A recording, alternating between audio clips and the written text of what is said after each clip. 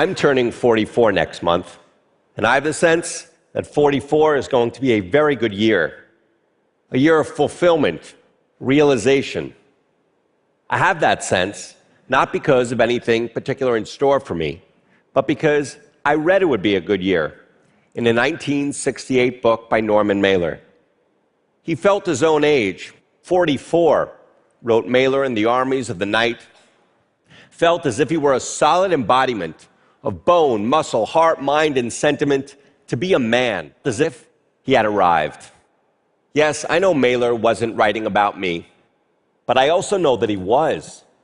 For all of us, you, me, the subject of his book, age more or less in step, proceed from birth along the same great sequence, through the wonders and confinements of childhood, the emancipations and frustrations of adolescence, the empowerments and millstones of adulthood, the recognitions and resignations of old age. There are patterns to life, and they are shared.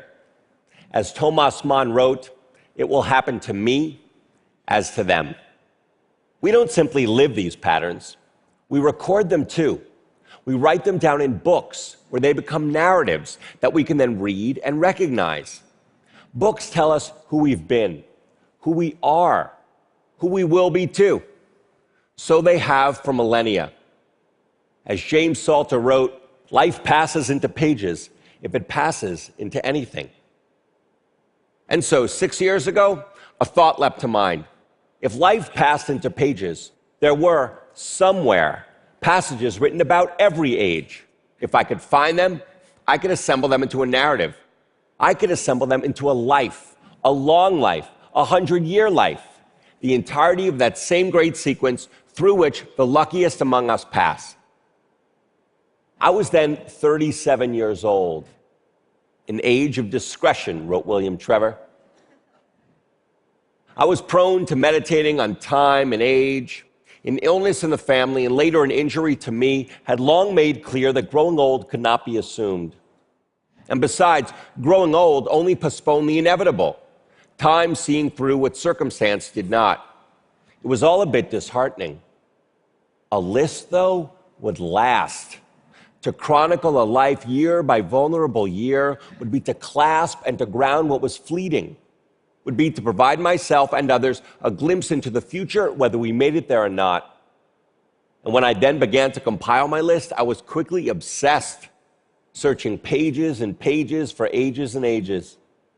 Here we were at every annual step through our first 100 years, 27 a time of sudden revelations, 62 of subtle diminishments. I was mindful, of course, that such insights were relative. For starters, we now live longer and so age more slowly. Christopher Isherwood used the phrase the yellow leaf to describe a man at 53, only 1 century after Lord Byron used it to describe himself at 36. I was mindful, too, that life can swing wildly and unpredictably from one year to the next, and that people may experience the same age differently. But even so, as the list coalesced, so too on the page, clear as the reflection in the mirror, did the life that I had been living.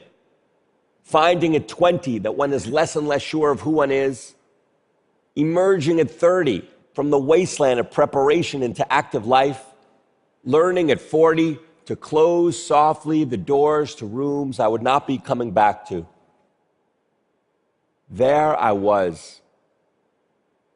Of course, there we all are.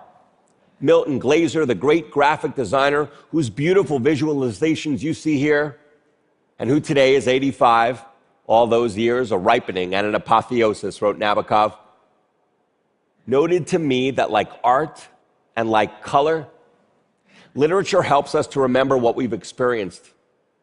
And indeed, when I shared the list with my grandfather, he nodded in recognition.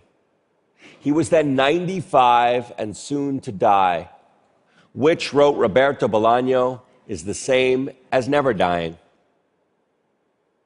And looking back, he said to me that yes, Proust was right that at 22 we are sure we will not die. Just as a thanatologist named Edwin Schneidman was right that at 90, we are sure we will. It had happened to him as to them.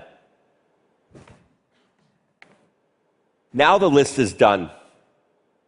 100 years. And looking back over it, I know that I am not done.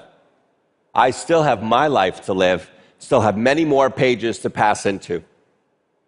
And mindful of Mailer, I await 44. Thank you.